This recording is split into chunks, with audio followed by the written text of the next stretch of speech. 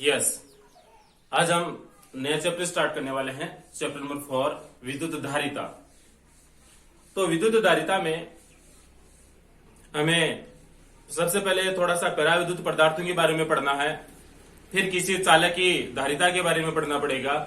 उसके बाद में हमारा जो मोस्ट टॉपिक है इस चैप्टर का वो है संधारित्र, कैपेसिटर। क्या है? कैपेसिटर। तो हम कैपेसिटर के बारे में भी इस चैप्टर में विस्तार से पढ़ने वाले हैं। सबसे ज्यादा हम जो पढ़ने वाले हैं इस चैप्टर में किसके बारे में पढ़ने वाले हैं? कैपेसिटर के बारे में। कैपेसिटर को हिंदी में बोलते हैं संधारित्र। ठीक है, तो सबसे पहले आपको कुछ ऐसी बातें हैं जिनके बारे में पहले से पता होना चाहिए कि चालक क्या है, कुचालक क्या है और अर्धचालक क्या है। इनके बारे में हम नॉर्मल जो डिस्कशन है वो कर लेते हैं। सबसे पहले बात कर लेते हैं चालक की।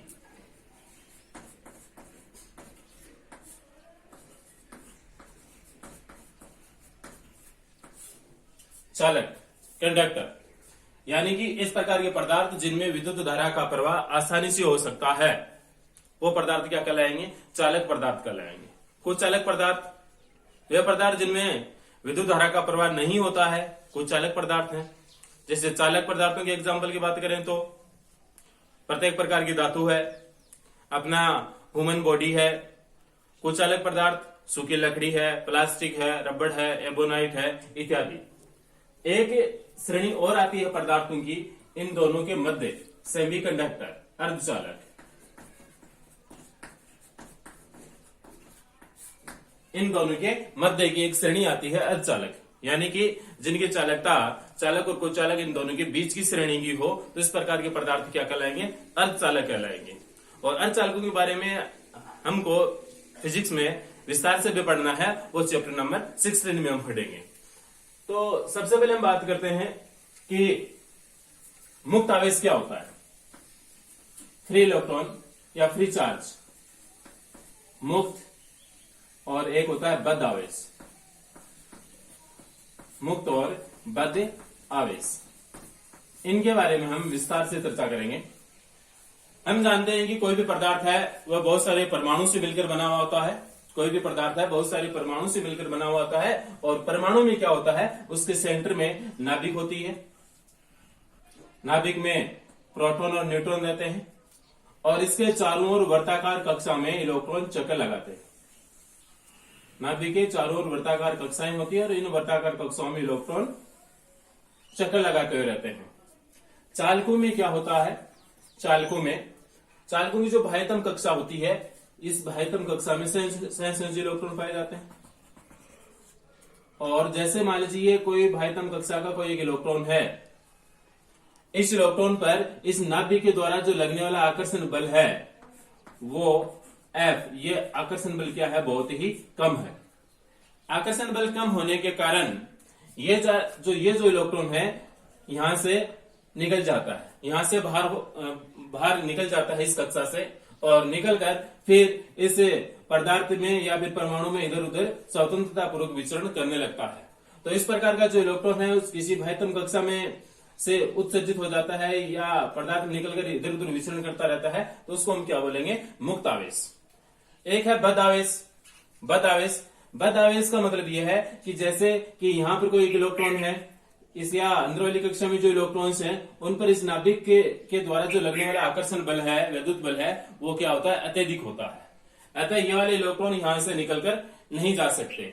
दूसरी बात ये भी है, जैसे मान लीजिए कि यहां से कोई एक इलेक्ट्रॉन है वो निकल गया, निकलने पर यहां पर क्या आ गया? इसके संगत क्या आ जाएगा? यहां पर धनावेश आ जाएगा। तो इस प्रकार से और भी बहुत सारे परमाणु हैं पदार्थ में या किसी धातु में, और बहुत सारे इलेक्ट्रॉन हैं अपनी बाह्यतम कक्षा से निकल रहे हैं, तो निकलने से यहां पर क्या आ गया? धनावेश आ गया। यहां पर इस प्रकार से धनावेश उपस्थित हो गया, मान लीजिए इस प्रकार से। और जो यहां से जो निकलने वाला जो इलेक्ट्रॉन है वो इधर इधर इनमें आसानी से विचरण कर रहा है। ठीक है, जैसे मान लीजिए ये वाला जो इलेक्ट्रॉन है वो क्या है? आपका मुक्त इलेक्ट्रॉन, या इसको हम मुक्त चार्ज बोल रहे हैं। तो ये जो मुक्त चार्ज है ये इधर इधर आसानी से इधर उधर इस पूरे पदार्थ में घूम सकता है। बट ये यहाँ पर जो धनावेश उत्पन्न हुआ था, एक आवेश उत्पन्न हुआ था इलेक्ट्रॉन निकलने से, पॉजिटिव चार्ज उत्पन्न हुआ था, ये पॉजिटिव चार्ज यही रहेगा, यानी कि ये पदार्थ में ये जो पॉजिटिव चार्ज है ये पदार्थ में इधर उधर विचरण नहीं कर सकता। तो इस वाले आवेश को हम क्या बोलेंगे? बद्ध आवेश, और ये आपके क्या है? मुक्त आवेश।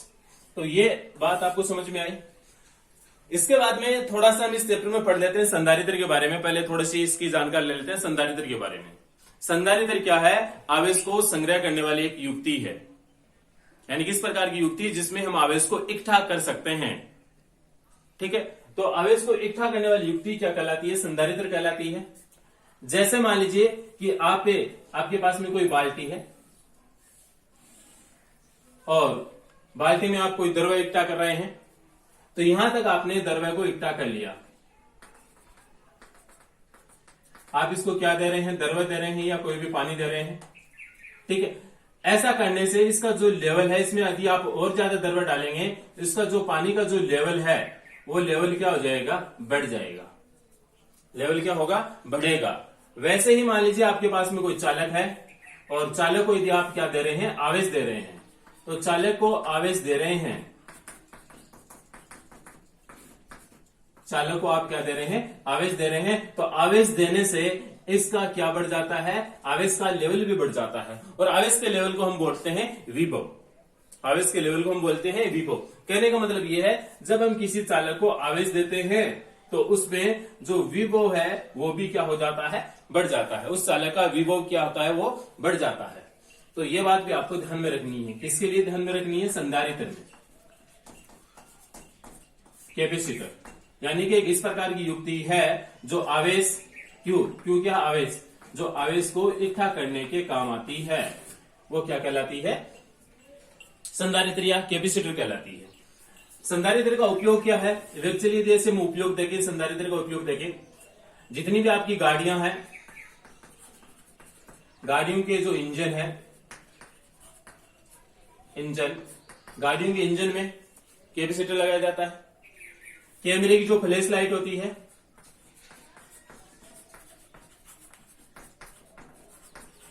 कैमरे की फ्लैश लाइट, वहां पर भी संधारित्र का उपयोग किया जाता है। पावर सप्लाई में भी संधारित्र का उपयोग किया जाता है। और आपके जो विद्युत फैन है यानी कि पंखे में भी एक कैपेसिटर लगता है। एक छोटा सा सेल आता है, व्हाइट सेल आता है ऊपर, तो उसको हम क्या बोलते हैं? संधारित्र बोलते हैं, कैपेसिटर बोलते हैं। ठीक है, तो इन सब का काम क्या है? जितने भी कैपेसिटर हैं वो अलग अलग डिजाइन के होते हैं, अलग अलग प्रकार के होते हैं। तो ज्यादातर जो कैपेसिटर होते हैं वो बेलनाकार आकृति के होते हैं, बेलनाकार। ठीक है, आपका मोबाइल फोन है तो उसमें बहुत सारे कैपेसिटर होते हैं। आपकी जो एलईडी लाइट वगैरह होती है, ट्यूब लाइट वगैरह होती है, उनमें भी एक पीछे की तरफ एक प्लेट होती है, वहां पर भी कैपेसिटर लगाए जाते हैं। आपका टीवी है, वहां पे बहुत सारे कैपेसिटर होते हैं, छोटे छोटे कैपेसिटर होते हैं, वो सब क्या होते हैं? बेलनाकार आकृति के होते हैं। तो ये कैपेसिटर है, इसके बारे में हम बाद में पढ़ेंगे ज्यादा विस्तार से, क्योंकि अपना चैप्टर पूरा है वो इसे कैपेसिटर के ऊपर ही आधारित है, यानी संधारित्र के ऊपर ही आधारित है। इससे पहले हम कुछ पढ़ लेते हैं पैराविद्युत पदार्थों के बारे में कि पैराविद्युत पदार्थ क्या है। पैराविद्युत पदार्थ,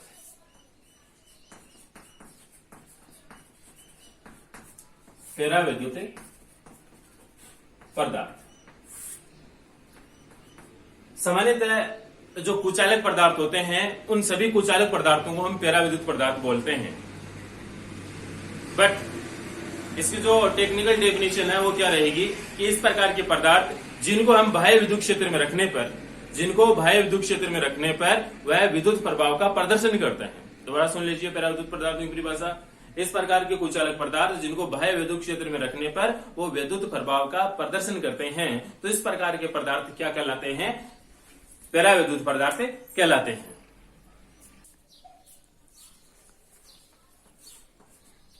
ये दो प्रकार के होते हैं।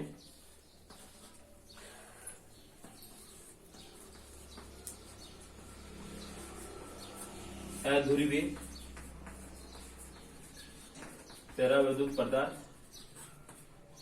और नंबर 2 ध्रुवीय पैराविद्युत पदार्थ।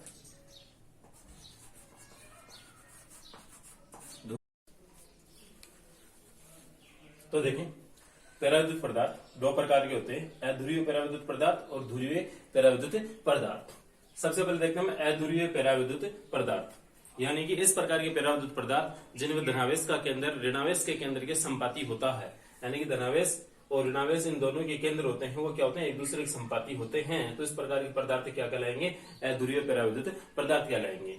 ठीक है, जैसे CO2, H2, N2, O2, ये जो अणु है वो सब के सब अणु क्या कहलाएंगे, ध्रुवीय पराविद्युत पदार्थ। फिर है ध्रुवीय पराविद्युत पदार्थ, यानी कि इस प्रकार के पराविद्युत पदार्थ जिनमें धनावेश और ऋणावेश इन दोनों के जो केंद्र होते हैं वो एक दूसरे के संपाती नहीं होते हैं, एक दूसरे के संपाती नहीं होते हैं।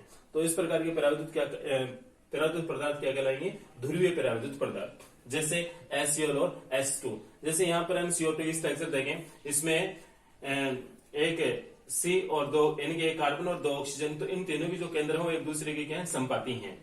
तो ये आपका CO2 है वो क्या कहलाएगा, अध्रुवीय पराविद्युत पदार्थ। यहाँ पर हम H2O की बात करें, H2O की, हाइड्रोजन हाइड्रोजन, यानी कि H2O की बात करें तो यहाँ पर ये ऑक्सीजन का जो केंद्र है, ऑक्सीजन का, और ये हाइड्रोजन और हाइड्रोजन का केंद्र है। तो इन तीनों की जो केंद्र है वो एक दूसरे के संपाती नहीं है, अलग अलग हैं।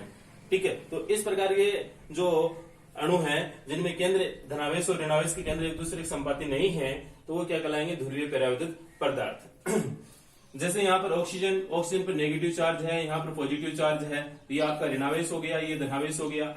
ठीक है, तो यहाँ पर धनावेश और ऋणावेश से मतलब क्या है, जिसपे नेगेटिव चार्ज है वो ऋणावेश, और जिस पर ऐसे हम डिवाइड करें जिसपे पॉजिटिव चार्ज है वो क्या कहलाएगा, धनावेश।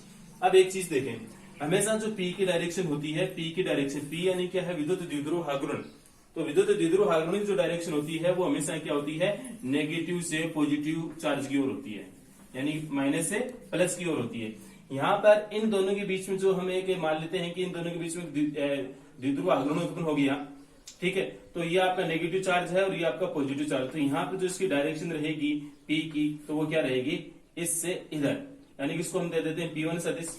और यहाँ पर जो है ये जो आपका नेगेटिव चार्ज है इसमें 2 -2 है, -2 है तो -1 तो इसके साथ हो गया, -1 इसके साथ रहेगा।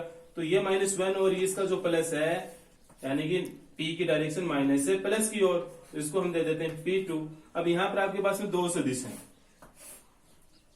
एक सदिश ये मान लें P1 सदिश और दूसरा सदिश ये मान लें P2 सदिश। तो इन दोनों का परिणामी क्या होगा, इन दोनों के बीच में होगा। तो इन दोनों के कारण जो इनका परिणामी द्विध्रुव आघूर्ण है P, उसकी डायरेक्शन क्या रहेगी, नीचे की तरफ रहेगी। ठीक है, अब जैसे एक चीज और हम एक्स्ट्रा देखना चाह रहे हैं कि हमारे पास में कोई एक चालक पदार्थ है,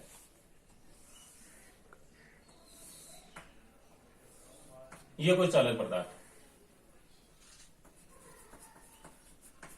और इस चालक पदार्थ को हम बाह्य विद्युत क्षेत्र में रख रहे हैं।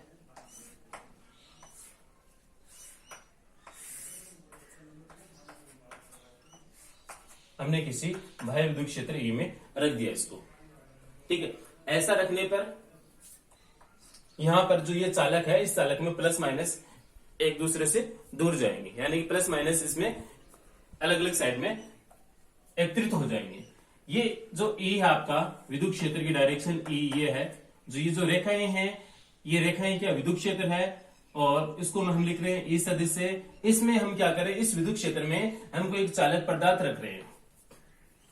अब ये चालक पदार्थ जिसमें रख रहे हैं, तो रखने पर सबसे पहले आपको ये देखना है कि ये जो E की डायरेक्शन है, ये E की डायरेक्शन हमेशा, यानी विद्युत क्षेत्र की तीव्रता की डायरेक्शन हमेशा प्लस से माइनस की ओर होती है।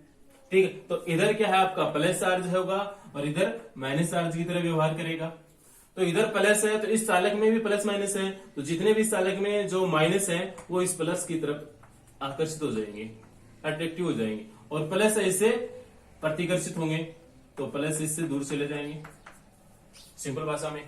ठीक है, अब यहां पर इस चालक के भीतर भी एक विद्युत क्षेत्र और उत्पन्न हो गया, इस चालक के भीतर भी एक विद्युत क्षेत्र और उत्पन्न हो गया, क्योंकि यहाँ पर धनावेश इधर और ऋणावेश इधर इस डायरेक्शन में एकत्रित हो गए। तो यहाँ पर भी जो E की डायरेक्शन है वो भी क्या होगी, प्लस से माइनस की ओर होगी। तो ये प्लस और ये माइनस, यहाँ पर जो E है इसको हम बोलेंगे आंतरिक विद्युत क्षेत्र, आंतरिक विद्युत क्षेत्र, और यहाँ पर जो ये है E आउट यानी कि बाह्य विद्युत क्षेत्र।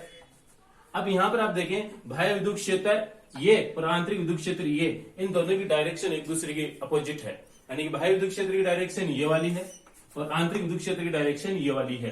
ठीक है, बट यहाँ पर कंडीशन क्या होगी चालक के लिए, चालक के लिए होगा कि E सदिश यानी कि E out, E not out plus E यानी कि E आंतरिक, इन दोनों का योग क्या होगा, 0 होगा। 0 क्यों होगा, क्योंकि आंतरिक जो विद्युत क्षेत्र उत्पन्न हुआ चालक के भीतर उसका मान उतना ही होगा जितना बाह्य विद्युत क्षेत्र का है। अतः यहाँ पर जो टोटल जो चालक के भीतर जो टोटल जो इलेक्ट्रिक फील्ड है यानी विद्युत क्षेत्र है उसका मान कितना है, 0 है। आपने पहले भी पढ़ा था कि चालक परत के भीतर या चालकों के भीतर विद्युत क्षेत्र की तीव्रता क्या होती है, 0 होती है। तो 0 होने का एक कारण यह भी है। क्या है कारण कि किसी चालक को यदि बाह्य विद्युत क्षेत्र में रख दिया जाता है तो उस पे जो बाह्य विद्युत क्षेत्र इस चालक के भीतर उत्पन्न बाह्य विद्युत क्षेत्र और उत्पन्न इसके अंदर आंतरिक विद्युत क्षेत्र दोनों परिमाण में बराबर दिशा में एक दूसरे के विपरीत होने के कारण एक दूसरे को निरस्त कर देते हैं। अतः इस चालक के भीतर विद्युत क्षेत्र की तीव्रता कितनी होती है, 0 होती है। बट अचालकों में क्या होता है, जैसे आपके पास में या पराविद्युत पदार्थों की बात करें, ये कोई बाह्य विद्युत क्षेत्र ई सदिश है, इसमें हम कोई एक पराविद्युत पदार्थ रख देते हैं। इसमें हमने कोई एक पराविद्युत पदार्थ रख दिया।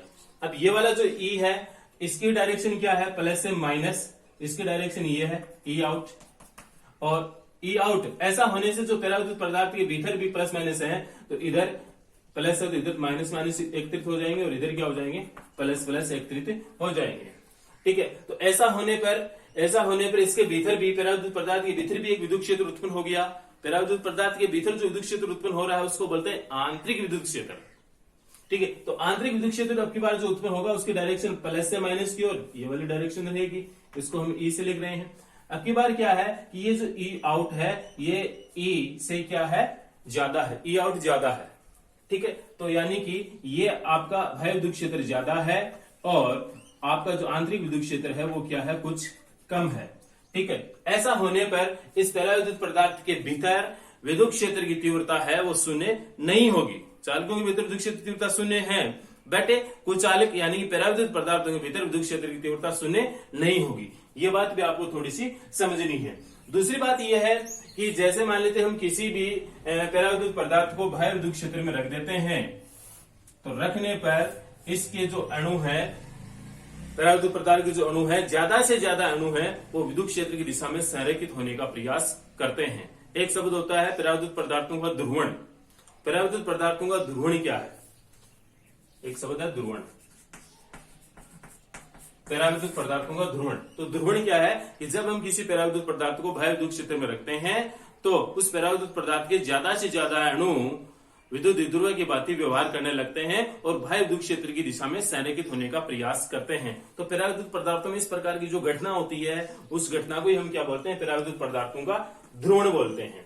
ठीक है, तो इस प्रकार से आपने क्या समझा कि ये पराविद्युत पदार्थ क्या है, पराविद्युत पदार्थ के कितने प्रकार है और ये इनके केंद्र संपाती होते हैं नहीं होते हैं, इस प्रकार से कुछ पढ़ा। ठीक है, इसमें कुछ ज्यादा कोई पढ़ने की आवश्यकता नहीं, आपको इतना सा शॉर्ट मैटर है उतना से काम चल जाएगा अपना 12th क्लास के लिए। और अगले वीडियो में हम पढ़ेंगे चालक की धारिता के बारे में। ठीक है, चालक की धारिता और संधारित्रों के बारे में, वो इस चैप्टर की स्टार्ट होगी, वहां से हम पढ़ेंगे। ठीक है, थैंक यू।